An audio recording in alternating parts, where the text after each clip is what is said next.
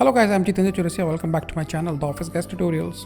And in this video, I'm going to show you how can you connect Excel and PowerPoint. So what I mean to say with that is, let's say we have some data series here. So I have some date which goes till 28 and I have a daily sales record. And this is the plot that I got. Don't worry, I'll just show you how you can plot this graph. I have kept this graph in PowerPoint presentation in this format. Now what happens, let's say tomorrow your data changes. So I have taken some random function, so which will give me some random numbers. So I'll change the data here. So you can see the graph is changed. Now you'll notice one thing, that the graph automatically changes in PowerPoint also. So this is what the concern of today's tutorial, that how you can link Microsoft Excel and PowerPoint. Now the question comes, how this is going to help you? Now helping in the sense is, you can format your graph once, like choosing the proper font, what all you want. The only thing that going to change is these lines. So you need not to format the graphs every time. So let's begin it. So I have deleted the graph on both the places, both in Excel and PowerPoint. So I'm hoping that you have some data. So I will take the same data that I have already. So what you have to do is select the two, come to the Insert tab. Under Recommended Charts, you can see you have Scattered Plot. So it's all your wish what kind of plot you want. It's applicable to any graph that you can take from here. So right now the one I'm going to choose is called Scatter Plot. Click OK. Now without doing anything, you just press Ctrl C to copy it and come to the PowerPoint slide where you want to put it and right click there. Now you have to choose a couple of options here. So remember, don't just directly Ctrl V, okay? Instead, what you have to do is right click and you have to do keep source formatting and link data. So just click on that. So what I'm going to do is I'll just enlarge this a bit. So I'll select the corner and extend it both the sides, and I will take it up and a little down, and I'll come to format options. I will align it to center and middle. So now let us just check if the data is connected or not. So you can see the last data point is somewhere around 139. So let me just change the value of 139 to some other number, or let me just change the entire series. So the series is changed and the last number is now 145. So let me just come back to PowerPoint and you will notice that the last number is changed automatically. This shows that our sheets are linked. Now next thing is, let's format this quickly. So I want one access title here. So just click on this plus icon, and I want title, access title to be there.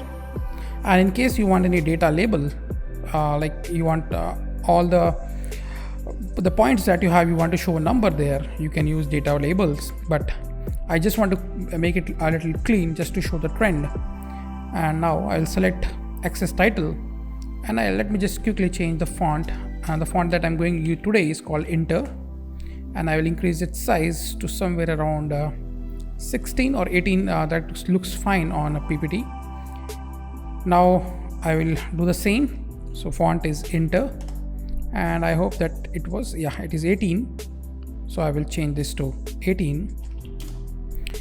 Looks good. I will select both of them and I'll change its color to black, and the same thing I will select these two axes also. So this one I will increase its size to somewhere around 14, and I'll also change the font to Inter, and let's just make it bold. Same goes here also. So the size goes around 14 and font is Inter and bold. Looks fine. Now let's just change the title also. So I will increase its size to somewhere around 36 or 32. Looks fine. Enter, bold. I think after Enter it's looking even bigger, so just I'll reduce its size. So I will say Feb month sales. Okay, now let's just see what all the things we can tweak around here. So just click on this. So you are now under a format data series. So if you want to just if you're not able to see this option here, what you have to do is just right click and come to format data series. Let's see what all the things we can change. So first thing you see, you have line.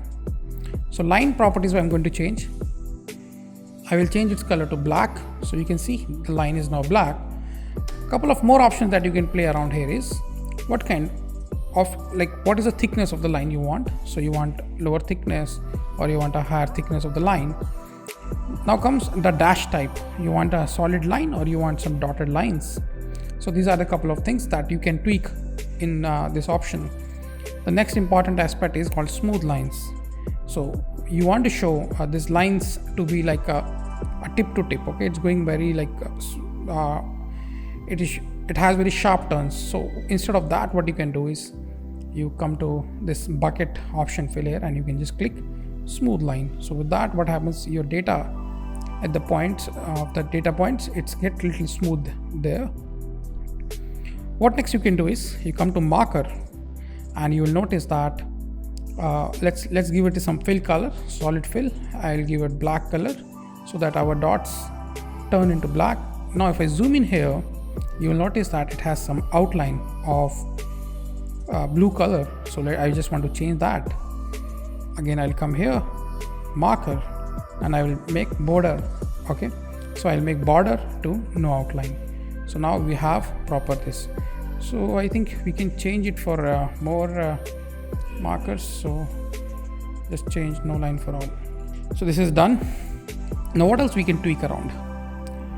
Couple of more things that we can do here is come to this vertical axis. Now here you can set what is the range of data you are looking for. So right now you can see our data is from 130 to 165. So let's say you don't want to show a couple of range, like you want to show the limit between 140 to 155 just for some reason. So I'll just say 140 to 150, 155. So our data will be shown only in that range, but let's just reset it quickly. So just I can show you a couple of more things. Now the next option comes units, like major and minor. So you'll notice that in vertical axis right now there is the gap between two legend or what do you call it, data points is of 5. So what I can do is you can change it to 2. Let's say if you want more, but let's just make it more legible, and I'll go with 10 so that it looks very clean. So with this you can set your major values here. If you want the scale to be logarithmic, you can change the scale to log value. And yeah, even if you want to inverse this data, okay, so you want the data from 170 to 130, that you can just clicking value in reverse order can be done. So next major thing is label. So you can just make it label on the right side, low side. I don't know, just you can play around with this to explore more. Next important aspect here is number category. Now let's say this Feb month sale, it's in rupee. Let's, for example, it's in rupee. You want to show, you are showing how many rupees was earned. So you can just change it to currency. So you can see rupee 170, like that can be done. So nothing much in this that need to be tweaked around. But let's just see if any possibility is there.